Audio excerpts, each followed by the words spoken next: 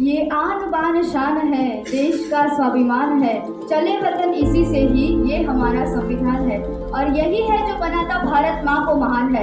Hello everybody, I am Oshin Lanja, student of BA first year, talking today for the motion. Constitution, which means the basic laws or rules of a country. It has basically 5 main objectives: sovereignty, socialism, secularism, democracy and republic. Today we are going to talk about the social objective.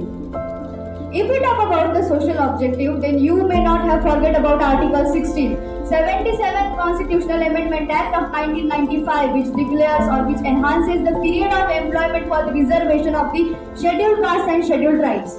Why? Because constitutional objectives are demand the equal participation as well as the equal welfare of the each citizen of country in constitution and in society.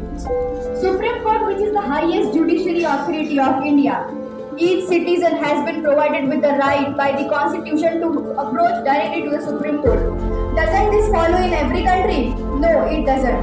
Because of these amendments only, constitution has been amending since early independence till today and make the update version of itself.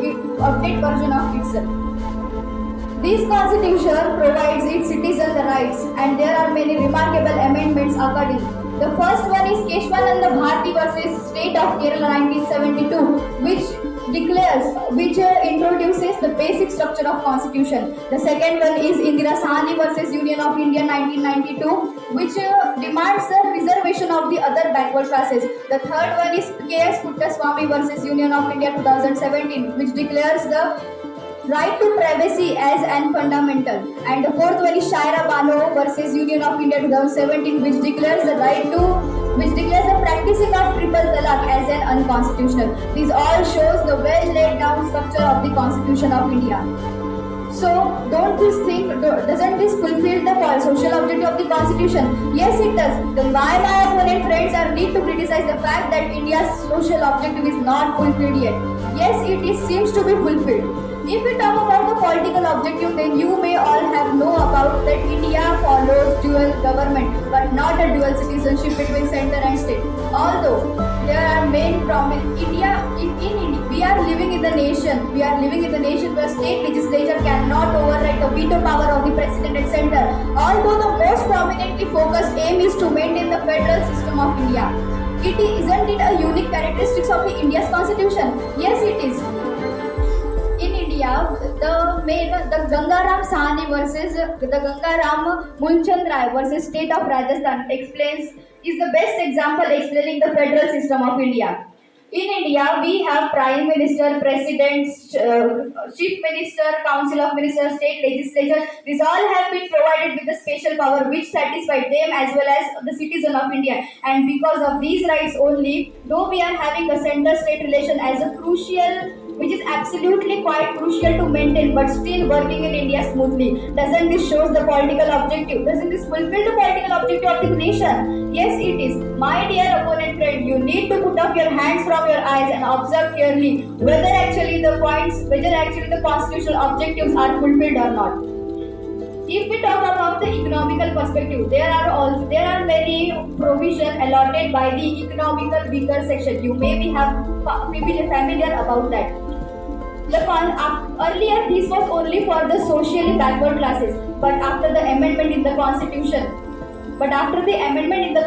in the economical perspective, economical weaker section has also been provided with the 10% of reservation in the nation. The equal participation of economical weaker section in the society as well, so that even they can get equal participation in the society. Doesn't this fulfill the economical demand of the constitution? Yes, it does. We have annually financial budget, which consists of each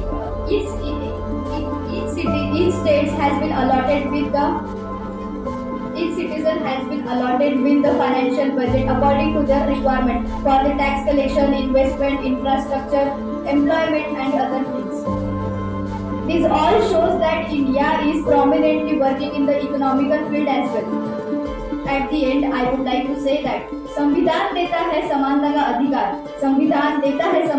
अधिकार, कोई और इंसान नहीं कर सकता किसी और इंसान का तिरस्कार। जय हिंद, जय भारत, भारत माता की जय।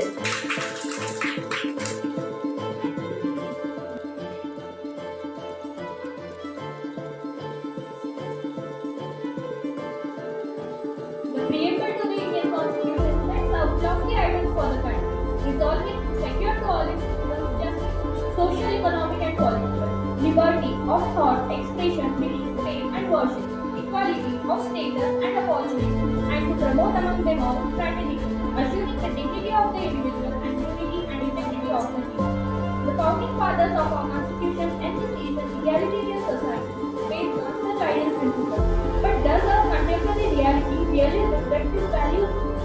Hello, I am Anushka Mathur, student of BA first year, presenting my views strongly against the motion.